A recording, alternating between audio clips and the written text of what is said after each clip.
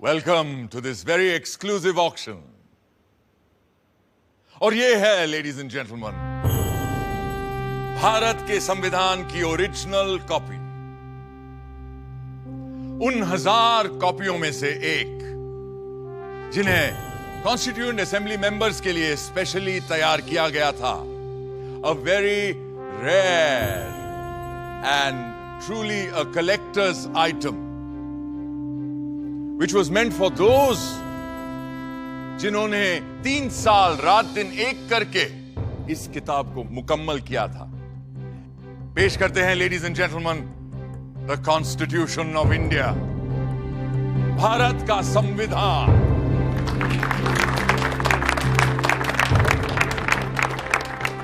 ये कोई आम किताब नहीं, बल्कि प्रतीक है हमारे मुल्क का। पर कभी सोचा है आपने कि ये मुल्क आखिर होता क्या है? समाजशास्त्री कहते हैं कि एक ही नस्ल, धर्म, जबान, परचम और हुक्म को मानने वाले बाशिंदों के समूह से बनता है एक मुल्क, एक देश। मगर हिंदुस्तान जैसे बहुत सी भाषाओं, धर्मों और तमाम जातियों प्रजातियों वाले सब कॉन्टिनेंट को किसी तंग नजरिए से नहीं देखा जा सकता है। और ऐसे मुल्क, ऐसे समाज में पुरानी रीतियों को तोड़कर सबको साथ लेकर आगे चलने के लिए किसी पुराने कानून से भी काम नहीं चल सकता है। इसीलिए हमारे पुरखों ने बनाया था हमारा संविधान, हमारा कॉन्स्टिट्यूशन, हमारा आईन। ये आईन ही तो वो आईना है जिसमें देखकर ही हम खुद को पहचान पाते हैं और संवार भी सकते हैं। आज से मैं आपको इस जादुई आईने के अंदर के संसार की सैर पर ले जाऊंगी। ये कैसे बना, कब बना, किस किसने बनाया और क्यों बनाया? तो चलिए चलते हैं वहां जहां कहानी शुरू हुई थी, हमारे संविधान की। बट फर्स्ट थिंग्स फर्स्ट, पहले आप भी तो ठीक से देख लीजिए उस मुकद्दस किताब को जिसकी बात हम कर रहे हैं।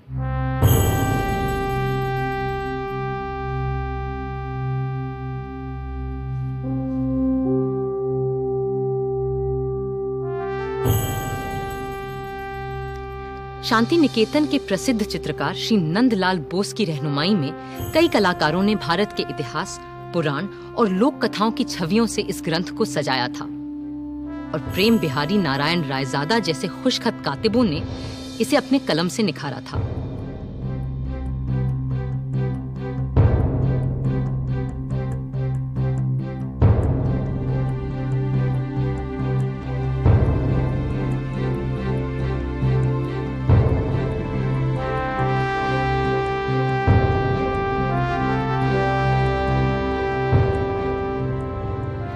मगर ये काम मुश्किल होते हुए भी बहुत आसान था उस काम के मुकाबले जो इस संविधान की कल्पना कर इसे लिखित रूप देने वालों ने संविधान सभा में पूरे 3 साल लगाकर किया था।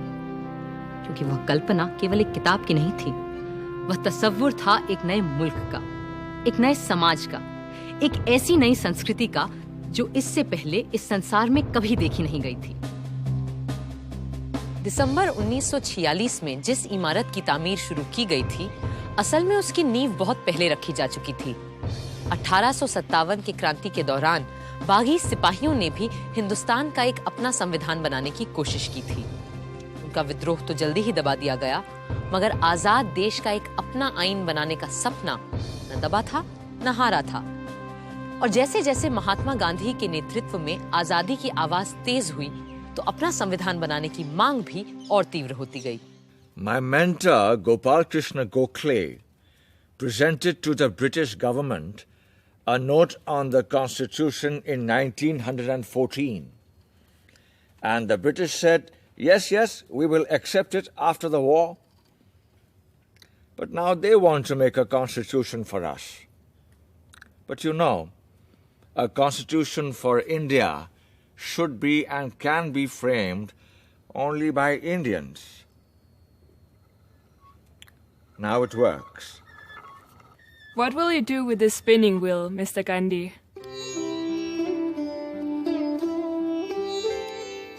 This is my secret weapon to drive the English rulers away so that we will have the power to make our own constitution. अब गांधी जी की सरपरस्ती में इतिहास ने दोबारा हमें एक नए भारत को गढ़ने का मौका दिया था। कांग्रेस नेता और आला वकील पंडित मोतीलाल नेहरू ने 1928 में एक रिपोर्ट तैयार की जिसे नेहरू रिपोर्ट या स्वराज संविधान के नाम से भी जाना गया।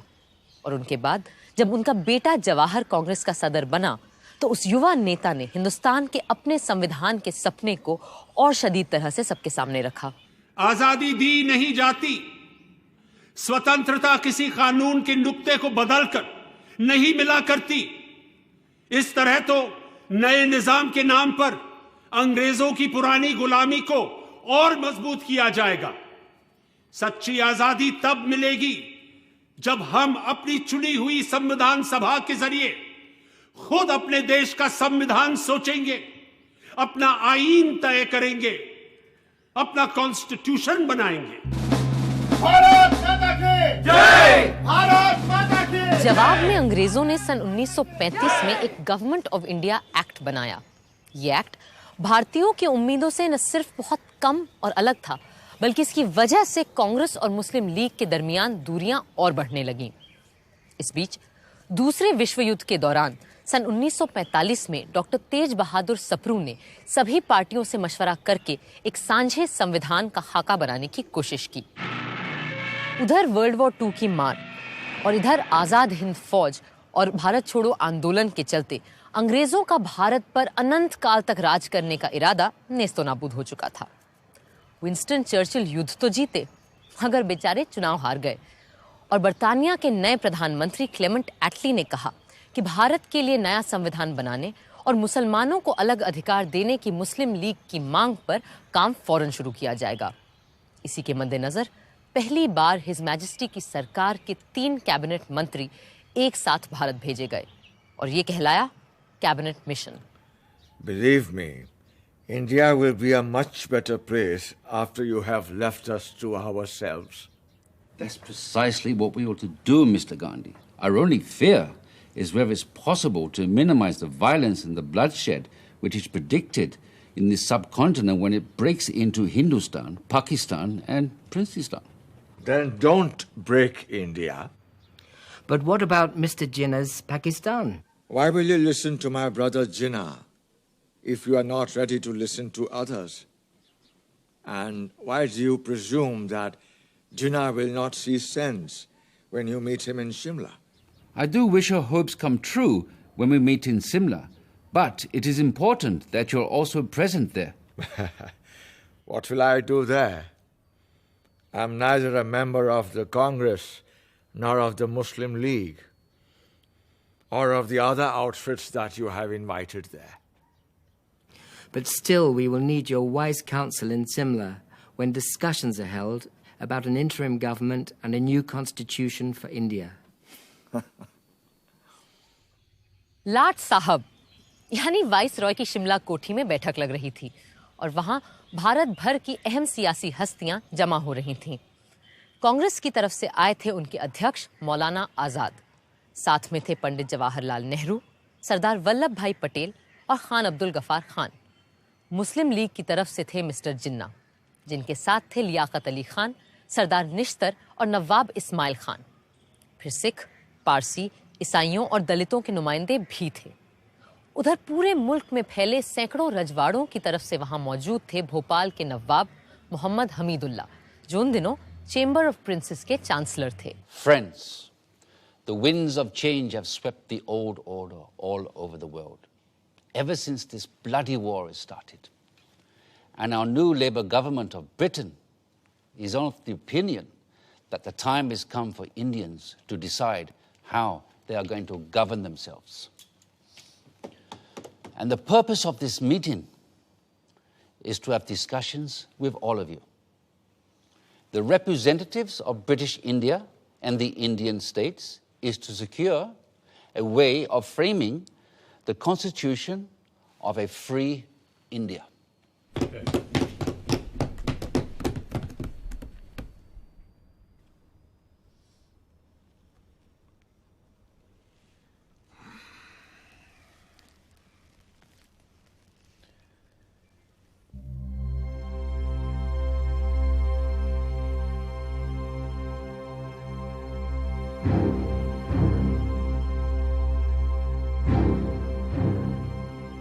जिन्ना साहब को ये बात नागवार गुजर रही थी कि जिसे वो महज हिंदुओं की पार्टी मानते थे, उस कांग्रेस के आधे नुमाइंदे मुसलमान थे और उनकी रहनुमाई भी एक मुसलमान ही कर रहा था।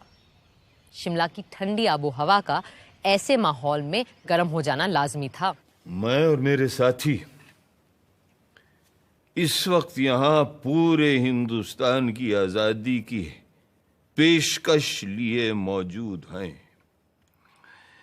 बाकी मसाइल दोयम है जो हम बाद में भी तय कर सकते हैं। अपनी कॉन्स्टिट्यूएंट असेंबली में जो जमा होगी एक आजाद हिंदुस्तान के ख्वाब की ताबीर करने के लिए।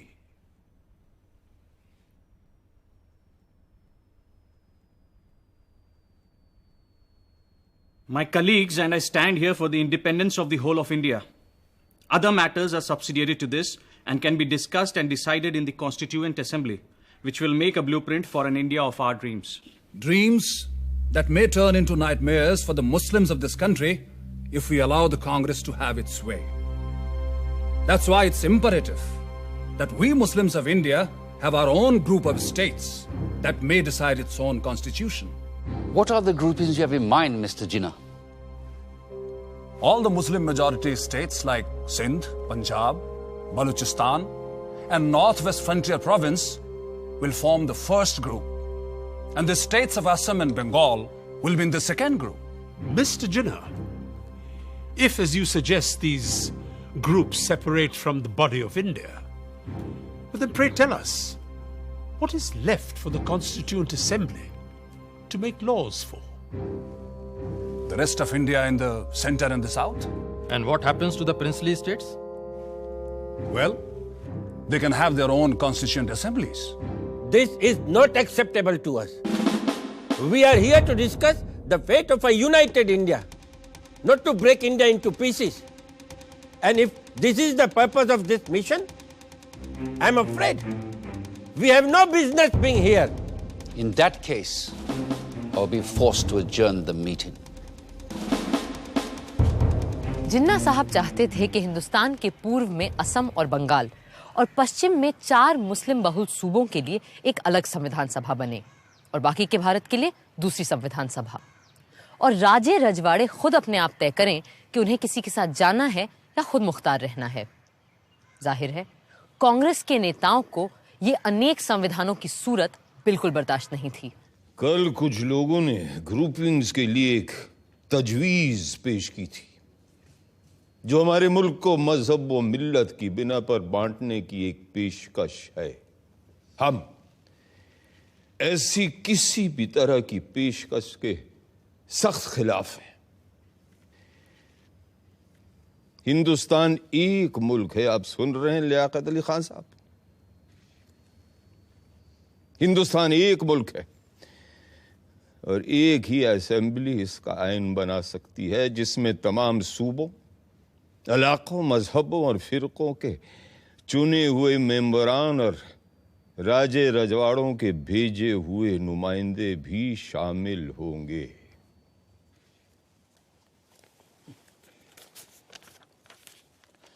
References were made yesterday to groups of provinces arranged on communal lines.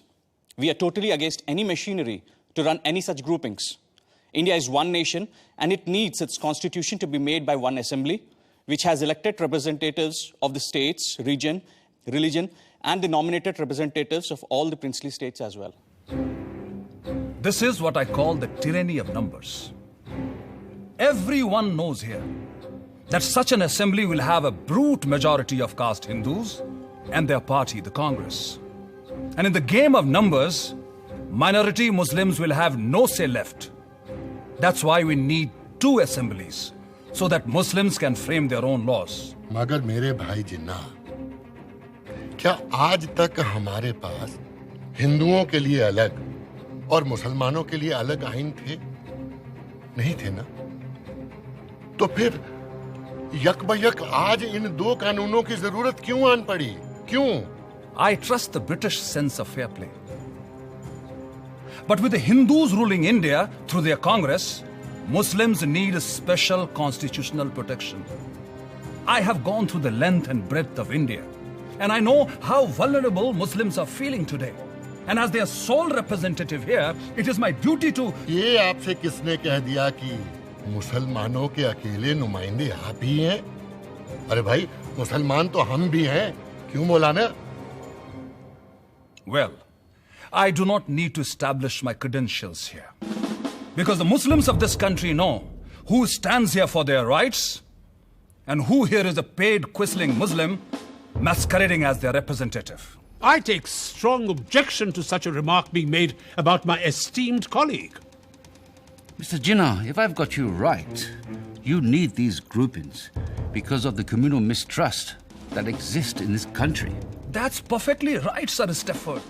Muslims cannot be a part of a constituent assembly which will be dominated by caste Hindus. May we deal with first things first, please, which is to dispose of the problem of the Indo-British relationship. For that, we need to make our own constitution for a free India.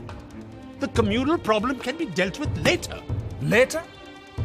Later, there'll be no Muslims left alive in India if Congress is given its way. And that is unacceptable to me. If Mr. Nehru doesn't like the idea of groupings of states within the same India, then it will be better to have two Indias. One for Hindus and another for Muslims. Hindustan and Pakistan.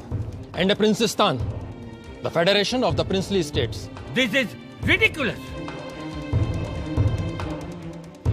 It clearly indicates the reality behind the groupings proposal Mr. Jinnah is making. I will not be a party to this balkanization of India. No! India is one and will remain one country. कड़वा सच ये था कि अंग्रेज हिंदुस्तान में अपनी घटती हुई फौजी ताकत से अच्छी तरह वाकिफ थे और वो चाहते ही नहीं थे कि सांप्रदायिक आग को फैलने से रोका जाए। पर हाँ, जाने से पहले सत्ता वो सौंपना चाहते थे एक ढीले से राष्ट्रसंघ के हाथ, जिसकी लगाम हो सके तो उनके ही हाथों में रहे। इन्हीं सब बातों को लेकर 16 मई 1946 को एक समझौते का मसौदा बनाया गया। United Dominion of India will be given independence as and when the appropriate time comes. In the meanwhile, two constituent assemblies will frame the constitution. One for the Muslim majority provinces, which will be grouped Balochistan, Sindh, Punjab, and Northwest Frontier Province as the first, and Bengal and Assam as the second group. The Hindu majority provinces in the central and southern India will form another group and make their own constitution. But the central government will be empowered to run foreign affairs, defense, and communications, while the residual powers and the responsibility will belong to the provinces, coordinated by their group. How can you have two assemblies for one nation? Are you suggesting that there will be Hindu constitution and Muslim constitution? And which constitution will be applicable to the central government? But sir, Assam is not a Muslim majority province. Then why? Gentlemen, please, these are only recommendations which have yet to be accepted by the two main parties, that is the Indian National Congress and the Muslim League, whose working committees are going into details of this plan, and there is no need for us to add anything more at this moment. Thank you. But Nehru is adamant he won't agree to such a proposal. I'm ready to sit together with Jawaharlal, for whom I have great regard, to convince him of the value of these groupings, since he has no desire that the British stay back in India any longer. And if I'm right, then even British do not desire to stay back here any longer. Not just Nehru. The entire Congress Working Committee is dead against the concept of two constituent assemblies and two separate constitutions. In that case, they must agree to partition and for the creation of two nations. Because the only way I can agree to one union of India is if Congress agrees to two groups, as proposed by me.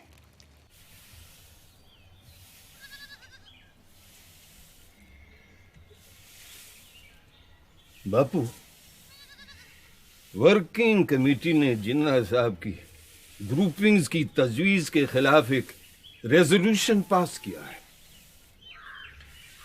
The Congress Working Committee agree that the groupings will hinder the concept of a united India and rejects any such demands put by external pressures which will hinder the working of any body constituted to decide the future of an independent country.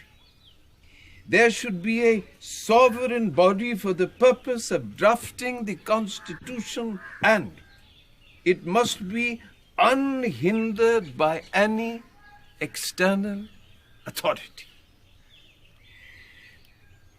ये है हमारा दस्तावेज बाबा।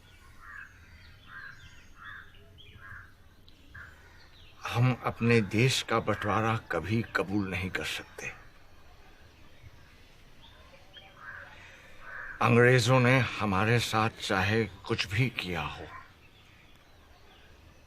उनके cabinet mission ने अपना काम पूरा कर लिया है और अब उन्हें जल्दी है कि वो हमारी छाती से उतरें और जाएं। अब ये हम पर है कि हम कैसे अपनी इस दुखी अभागी धरती को सुखी और भाग्यशील बनाएं। कुल मिलाकर कैबिनेट मिशन असफल हो चुका था, मगर वो खाली हाथ वापस भी नहीं जाना चाहते थे। सो दोबारा एक बार मिलने और बातचीत का सिलसिला शुरू हुआ और 1 महीने की मशक्कत के बाद 16 जून को एक और प्रस्ताव सामने आया। Partition? The Congress will never agree to partition. Why would they agree to parity between themselves and the Muslim League in the interim government? And why would they not agree to have any Muslim members on behalf of Congress? How can 1/4 of the population be given half the population's seats in the cabinet? अगर हमने cabinet mission की सरकार में शामिल होने की तजवीज नहीं मानी तो न सिर्फ हमें सरकार से बाहर बैठना पड़ेगा, बल्कि यह मुमकिन है कि अंग्रेज हमें दोबारा जेल में डाल दें। अब इससे बेहतर यह है कि हम उनकी इतनी सी बात मान लें कि हमारी भेजी काबीना की फहरिस्त में किसी मुसलमान का नाम ना हो। खुद अपना नाम कटवाने की तरकीब बता रहे हैं आप तो मौलाना। सरदार, मुल्क किसी भी शख्स से बहुत बड़ा होता है और किसी भी मिल्लत से भी। मैं मौलाना की बात समझ सकता हूं। अगर हमने सरकार में आने का ये मौका हाथ से जाने दिया तो यकीनन मुस्लिम लीग और खास तौर से जिन्ना साहब इस बात का नाजायज फायदा उठाएंगे। बापू, आपका क्या कहना है?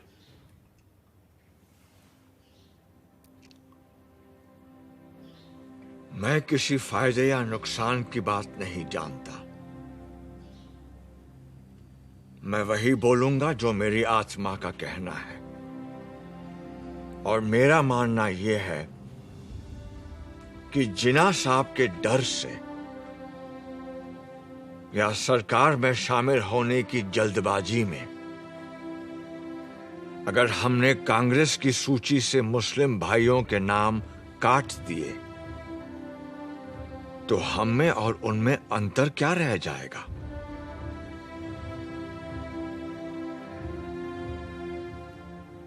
जिन्ना साहब सिर्फ मुसलमानों के नेता हो सकते हैं, पर आप लोग तो सिर्फ हिंदुओं के रहनुमा नहीं है ना।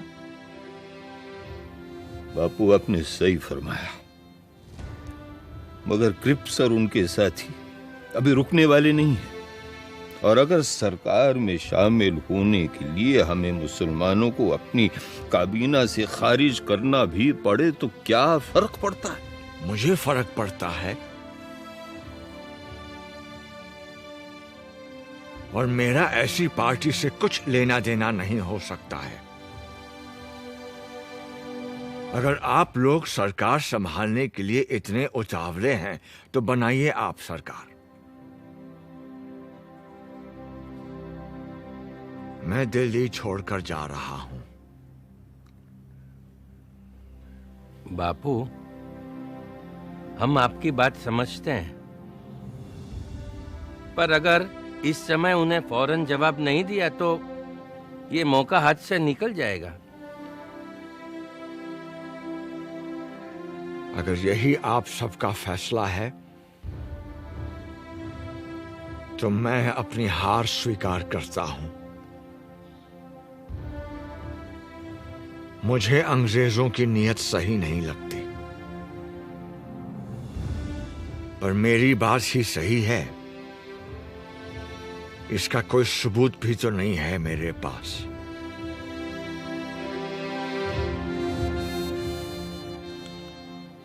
अगर आप सबकी आज्ञा हो तो मैं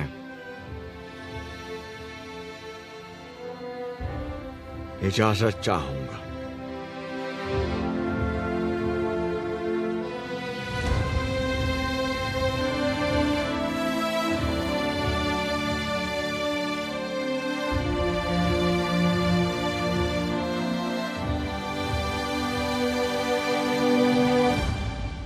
तो अब हम बापू को जाने दे।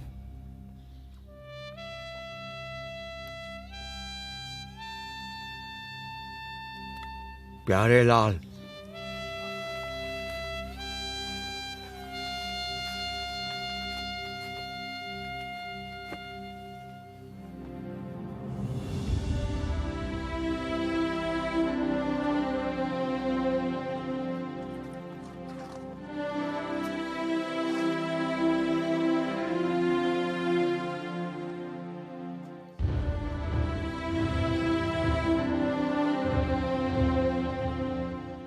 यूं नया संविधान बनाना तय हो गया, और ये भी कि जिन्ना साहब की तजवीज के खिलाफ सिर्फ एक संविधान सभा मुल्क का रूप स्वरूप तय करेगी। जाहिर है कोई इस व्यवस्था से पूरी तरह खुश नहीं था, मगर जिन्ना साहब पर तो जैसे गाज गिर गई थी, और वो अपने मुखालिफों को आसानी से बख्शते नहीं थे। We have been betrayed by Viceroy Webel. Viceroy Wavell ने हमारे साथ दगाबाजी की है। Cripps has debased his talents. And Pethick Lawrence has proved to be a treacherous man. Cripps ने अपने हुनर का गलत इस्तेमाल किया है। पथिक लॉरेंस ने हमारी पीठ में छुरा भोंका है। Breaking all the norms of decency, they have invited the Congress, which had earlier refused the offer to join the interim government without even consulting us. भलमनसियत के सारे पैमाने तोड़कर कांग्रेस को सरकार में शामिल कर लिया गया, जबकि कांग्रेस ने पहले साफ साफ इनकार कर दिया था। और ऊपर से तुर्रा ये कि ये सब बिना हमसे पूछे, बिना हमारी इजाजत लिए बगैर किया गया है। In such a situation, if I have to safeguard the interests of the Muslims of this subcontinent, then I'm left with no choice but to bid goodbye to constitutional methods. इस सूरत में अगर मुझे मुसलमानों की इज्जत, गैरत और हुकूक को बचाना है, तो मेरे पास कोई और सूरत ही नहीं रहती सिवाय इसके कि हम कॉन्स्टिट्यूशनल यानी आईनी तरीकों को ताक पे रख दें। The Hindu Congress has time and again employed the weapon of mass struggle to intimidate us, and the British have held their arms in authority to crush us. हिंदुओं की कांग्रेस हमेशा अवामी जद्दोजहद के नाम पर हिंदुओं के हुजूम से हमें डराती आई है, और अंग्रेज हुक्मरान अपनी बंदूकों, बेतों और बेनटों से हमें कुचलते आए हैं। Today, we too have forged a weapon and are in a position to use it. अब हमने भी अपना हथियार तैयार कर लिया है और हम इसका इस्तेमाल भी जानते हैं। I call upon all the Muslims of this country to take to direct action. आज मैं हिंदुस्तान के सारे मुसलमानों से डायरेक्ट एक्शन की अपील करता हूँ। From Friday the 16th of August, we will resort to direct action till we have achieved our cherished goal, our Pakistan. ऐ अल्लाह के नेक बंदो, आने वाले जुमे 16 अगस्त से हम सीधी आर पार की लड़ाई लड़ेंगे। डायरेक्ट एक्शन और हथियार तभी रखेंगे जब मंजिल मखसूस सामने दिखाई देगी, यानी हमारा प्यारा पाकिस्तान। पाकिस्तान पाकिस्तान पाकिस्तान। मगर कायदे आजम, क्या हमारा डायरेक्ट एक्शन नॉन वायलेंट होगा? I am not going to discuss ethics here. और आप सभी लोग जानते हैं कि मुझे गांधी की अहिंसा वहिंसा में कोई यकीन नहीं है। कायदे आजम मोहम्मद अली जिन्ना। बातचीत, सुलह सफाई, रूठने समझाने मनाने के 2 महीने यकबयक खत्म हो गए। कैबिनेट मिशन वापस लौट गया और हिंसा के बादल चारों तरफ मंडराने लगे। वाइसरॉय वेवल ने सारे गवर्नरों को बुलाकर पुलिस व्यवस्था को चाक चौबंद करने को कहा, पर बंगाल के गवर्नर सर फ्रेडरिक बरोज ने वेवल को खबर दी कि बंगाल के मुस्लिम लीगी प्रधानमंत्री एच.एस. सोहरावर्दी के कहने पर उन्होंने 16 अगस्त को सारे पुलिस महकमे को छुट्टी पे भेज दिया है। 16 अगस्त 1946 भारत के इतिहास के काले दिनों में शामिल होने जा रहा था। जिन्ना साहब की पुकार पर 16 अगस्त की सुबह से ही हथियारबंद लोग कलकत्ता की सड़कों पर उतर आए और हत्याओं का सिलसिला शुरू हो गया। बदले में दूसरे संप्रदायों के लोग भी निकल आए और सड़कों पर 3 दिन तक सिर्फ हत्यारों का राज था। पुलिस छुट्टी मनाती रही, फौज अपने ड्रैगन टैंक लिए बैरकों में बैठी रही और सड़कों पर कत्लोगारत, खुरेजी और आगजनी होती रही। 3 दिन में 4000 से ज्यादा लोग मारे जा चुके थे। बंगाल में जो हुआ उसके बदले में पहले बिहार और फिर बाकी भारत में भी हिंसा का तांडव मचने लगा। बंबई शहर तक दंगों की चपेट में आ चुका था, पर पूर्वी बंगाल के नोआखली में जिस तरह हिंसा का चक्र शुरू हुआ उसने सबको दंग कर दिया। सब छोड़ छाड़ कर गांधी जी चल पड़े नोआखली।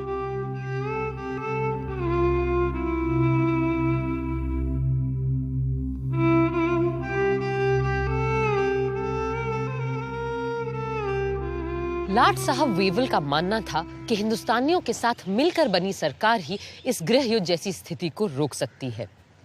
सो पंडित नेहरू ने अंतरिम सरकार में वाइस प्रेसिडेंट और सरदार पटेल ने गृह मंत्री का पद स्वीकार कर लिया।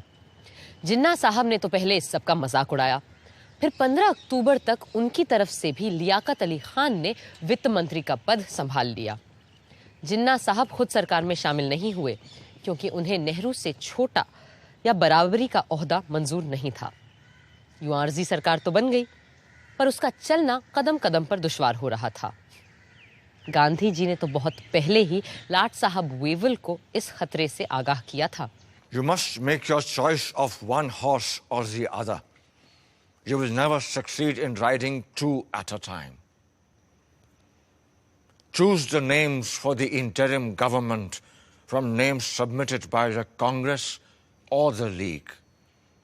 For God's sake, do not make an incompatible mixture, and in trying to do so, produce a fearful explosion. Even a government headed by the League is not going to damage India. But I'm not ready to accept the division of Congress as Hindu and League as Muslim. No.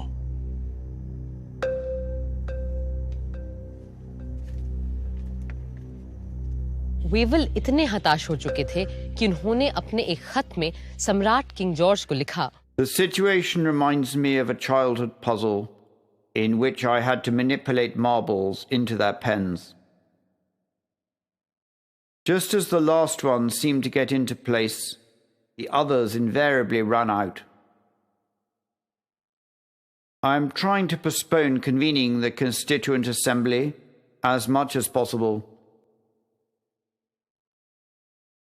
and maybe have one more round of talks with Mr. Jinnah and Nehru. Perhaps in London, a city both of them have lived in and love. दिसंबर 1946 के London के बर्फीले माहौल से ज्यादा सर्द अगर कोई चीज थी तो वो था मिस्टर जिन्ना और पंडित नेहरू के बीच का रिश्ता। कई मुलाकातों के बाद भी जब कोई बात न बनी तो आखिर नेहरू जी ने अंग्रेजों को उनके घर में घुसकर अंतिम चेतावनी दे डाली। There is a great urge amongst the populace of India for political progress and for making a constitution. Mr. Jinnah's Muslim League is but a fly on the weighing scale compared to the vast force in India. And if the British authorities do not call for the Indian Constituent Assembly immediately, we will have to resort to another mass action against His Majesty's government. Thank you, gentlemen.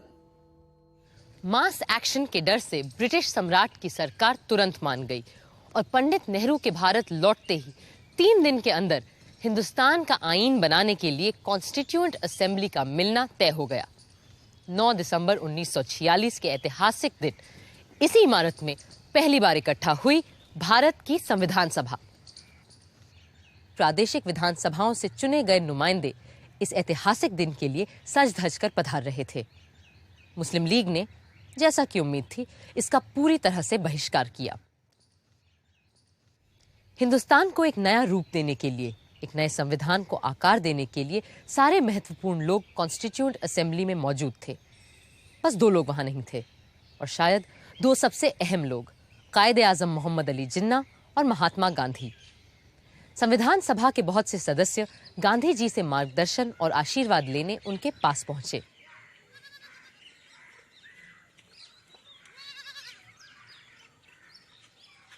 आइए आइए जगजीवन बाबू, मुझे पता है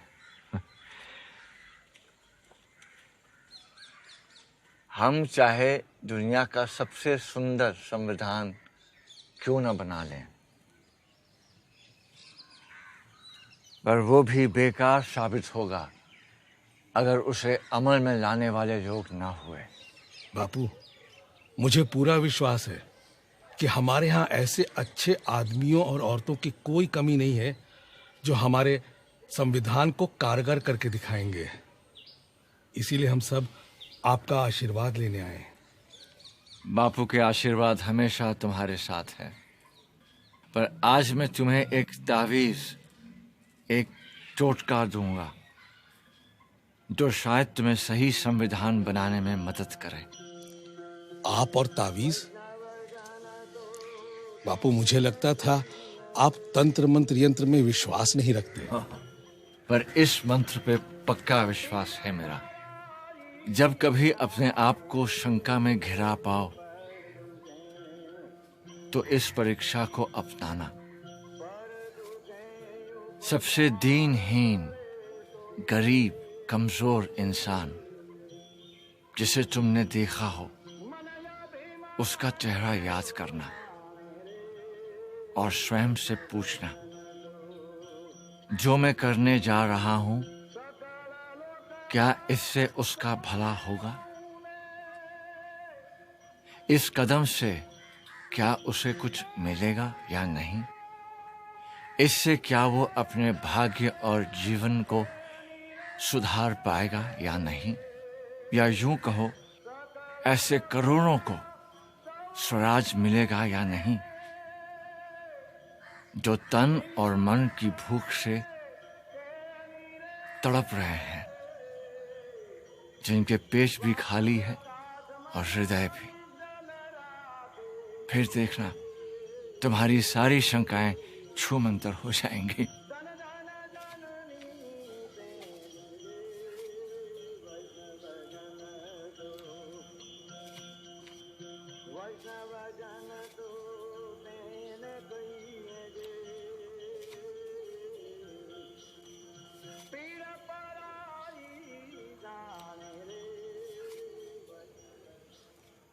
संविधान सभा ने सबसे senior सदस्य डॉक्टर सच्चिदानंद सिन्हा को कार्यकारी अध्यक्ष चुना और उनकी निगरानी में सारे सदस्यों ने शपथ ली। फिर सभा के परमानेंट प्रेसिडेंट के रूप में चुना गया डॉक्टर राजेंद्र प्रसाद को।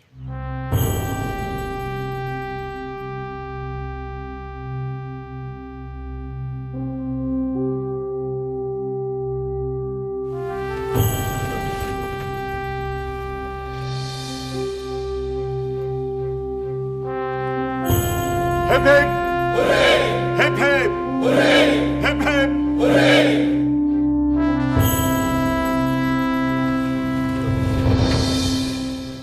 बहनों और भाइयों,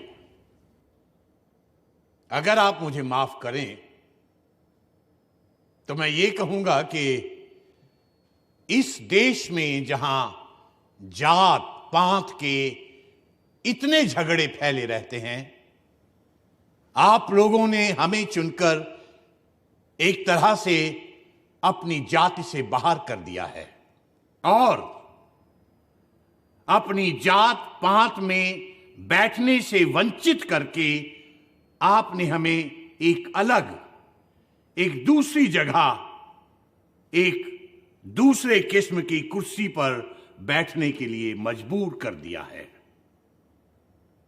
और सिर्फ इतना ही नहीं, बल्कि शायद आप में से हर एक आदमी यह भी उम्मीद रखता है कि इस सभा के कार्यों में मैं कोई ऐसा कार्य न कर बैठूं जिससे कि ये बात जाहिर हो कि मैं किसी खास दल या किसी खास फिरके का आदमी हूं। पहले हिंदी और फिर अंग्रेजी में बोलते हुए राजेंद्र बाबू ने सबके दिलों को छू लिया। Above all, what we need is freedom. And as someone has said, nothing is more valuable than the freedom to be free. Let us hope and pray that as the result of the labors of this Constituent Assembly, we shall have achieved that freedom and we shall be proud of it. 13 दिसंबर के ऐतिहासिक दिन पंडित जवाहरलाल नेहरू ने संविधान सभा के सामने एक ऐसा प्रस्ताव रखा जो हमारे आईन की नींव बनने वाला था, और ये था संविधान के लक्ष्य और ध्येय के बारे में, AIIMS and objectives resolution. Mr. Chairman,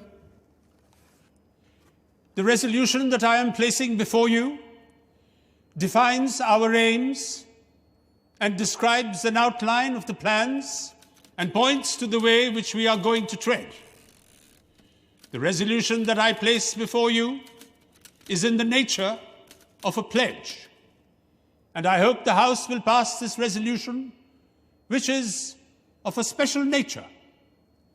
I beg to move, 1, this Constituent Assembly declares its firm and solemn resolve to proclaim India as an independent, sovereign republic. Bharat की अक्षुण्णता, अखंडता और स्वायत्तता से लेकर नए भारत में सबकी समानता और एकता तक की बात अपने प्रस्ताव में रखी थी पंडित नेहरू ने। 2, wherein shall be guaranteed and secured to all the people of India justice, social, economic, and political, equality of status, opportunity, and before the law, freedom of thought, expression, belief, faith, worship, vocation, association, and action. एक एक करके 8 नुक्ते सामने रखे थे उन्होंने, और हमारे संविधान का पूरा नक्शा कुछ ही शब्दों में खींच दिया था। मगर उन्हें भी आज संविधान सभा में कुछ लोगों की कमी बहुत खल रही थी। आज इस असेंबली में हमें बहुत से लोगों की कमी खल रही है। हमें अच्छा लगता अगर और भी सभी इलाकों, सूबों और राज्यों के नुमाइंदे हमारे बीच होते। एक और शख्स आज यहां मौजूद नहीं है, मगर वो हम सब के दिलो दिमाग से दूर नहीं है। हमारे महान नेता, हमारे राष्ट्रपिता महात्मा गांधी जी, जिनकी लगन और मेहनत के बदौलत ही आज ये असेंबली मुमकिन हो पाई है। बापू यहां मौजूद नहीं है क्योंकि अपने आदर्शों को पूरा करने के लिए वो हिंदुस्तान के किसी कोने में चुपचाप काम करने में जुटे होंगे। पर मुझे इस बात का जरा भी शक नहीं कि उनकी रूह हमारे बीच यहां मौजूद है और हमें अपना आशीर्वाद दे रही है।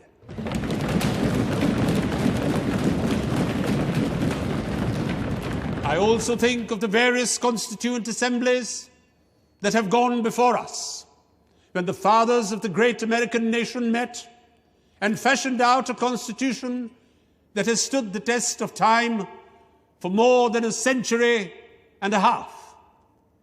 My mind goes back to that Constituent Assembly which met in the lovely city of Paris, and how the king and other authorities came in its way, and it still continued. Even the room for that meeting was denied, and the Constituent Assembly betook themselves to an open tennis court and did not disperse till they had finished the task they had undertaken.